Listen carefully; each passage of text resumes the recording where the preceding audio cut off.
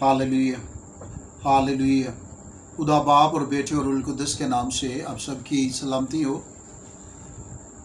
और मैं इंतहाई मशकूर हूँ उन तमाम दोस्तों का, भाइयों का, बहनों का जिन्होंने हमारे यूट्यूब चैनल को सब्सक्राइब किया है और हम मिलकर खुदा के कलाम को सीखते हुए आगे बढ़ रहे हैं।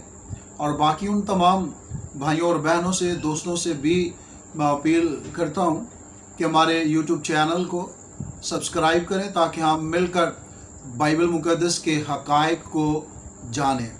सो आज की वीडियो में हम रूहुल कुद्दस के मतलब जानेंगे कि पाक रूहुल कुद्दस जो हमारा मददगार है वो किससे मिलता है, किससे सादर होता है।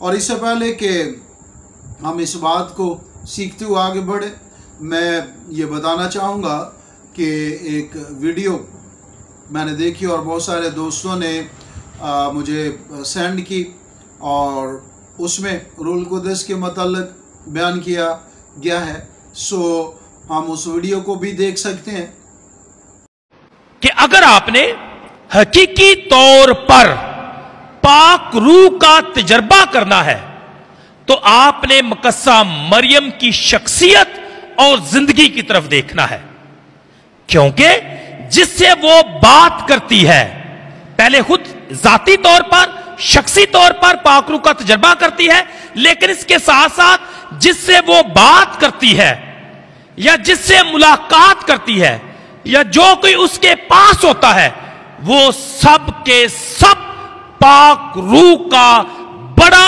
और खास तजर्बा करते हैं। यही पाक कलाम जो है हमें बताता और सिखाता है कि जिसके साथ मुकस्सा मरियम ने मुलाकात की वो पाक रूह से क्या हुई, भर गई। जिसके पास गई उसे पाक रूह मिला। जिनके साथ यानी रसूलों के साथ जब वो बैठी हुई थी तो रसूलों ने पाक रूह का तजर्बा किया और लिखा है कि वो सब रूहुल कुद्दस से भर गए। इसलिए याद रखें, इस बात को अपने जहन में बिठा लें कि अगर आपने पाक रूह को जानना है या अगर आपने पाक रूह का अपनी शख्सी जिंदगी में तजर्बा करना है तो मुकस्सा मरियम की शख्सियत की तरफ देखें या उसके साथ रहकर देखें, उससे मुलाकात करें, उससे बातचीत करें। और जो मुकस्सा मरियम के साथ होता है या जो कोई उससे मुलाकात करता है वो शख्स भी पाक रूह का तजर्बा करता है। और ये खुदा की बड़ी कुदरत और खुदा का खास फजल है कि जो भी मुकस्सा मरियम के साथ जुड़ जाता है वो पाक रूह हासिल किए बगैर नहीं रहता। तो इसलिए जब आप आज इबादत के बाद बाहर जाएं और जब आज बाकी बेशुमार लोग ईद पैंतीकोस्त मनाएं, खुदा का सबसे पहले शुक्र अदा करें कि वो हमारे साथ मिलकर ईद पैंतीकोस्त मना रहे हैं। यह बड़ी बात है। लेकिन इसके साथ साथ जब वो पाक रूह की बात करें तो आपने साथ मुकस्सा मरियम का भी जिक्र करना है। आप पर वाजिब हो गया।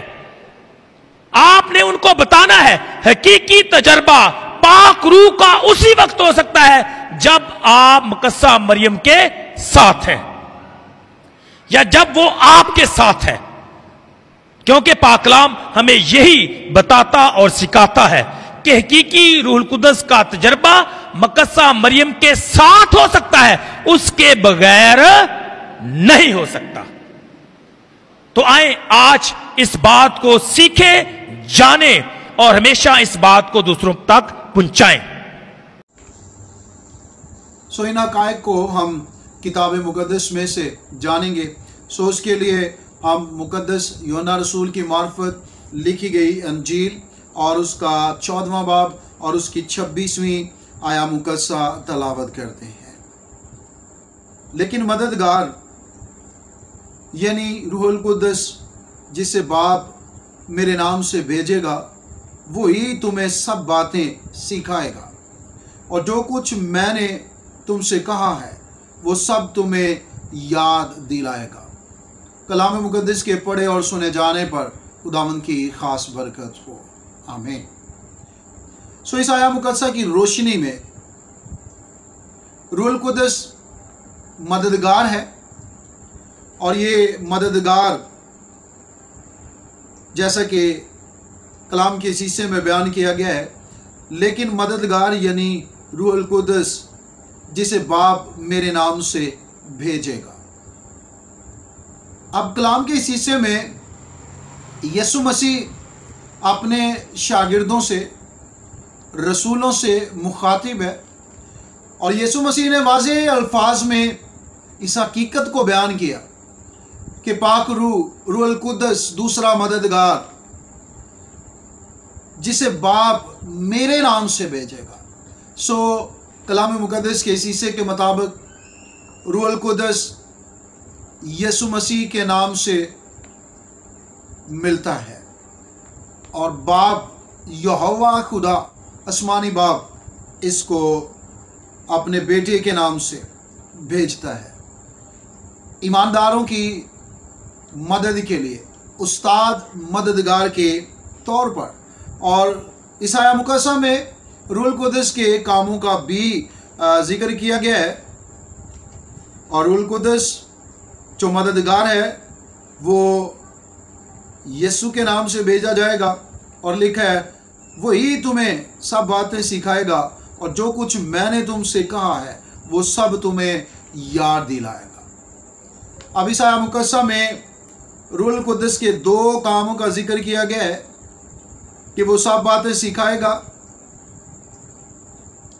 जो मैंने तुमसे कहा है, वो सब तुम्हें याद दिलाएगा। रूहुल कुद्दस सिखाता है और याद दिलाता है।